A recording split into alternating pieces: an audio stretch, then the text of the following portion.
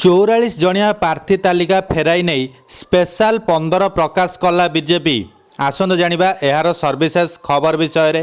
जम्मू काश्मीर विधानसभा निर्वाचन पई सोमवार बीजेपी एक नूतन प्रार्थी तालिका प्रकाश करिछि। एथिरे प्रथम पर्याय रे हेबाकु थिबा निर्वाचन पई 15 जण प्रार्थी को टिकेट दिया जाइछि।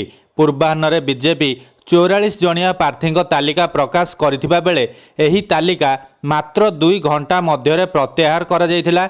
एहा परे तालिकारे किछि संशोधन परे एहाकु पुनः प्रकाश कराजिबो बोली कुहा जायथिला। वास्तव में बीजेपी प्रथम तालिका पूर्वाह्न प्राय 10टारे प्रकाश पाइथिला। पर मध्याह्न 12टारे एहाकु प्रत्याहार करने निष्पत्ति निया जायथिला। परिवर्तन सहित एक नूतन तालिका प्रकाश करने विषय रे दल पक्षरु सूचना दिया जायथिला।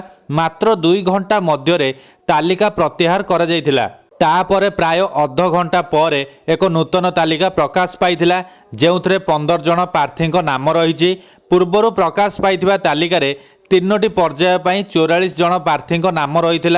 नूतन तालिकारे केवल प्रथम पर्याय पई 15 जण प्रार्थी नाम रही।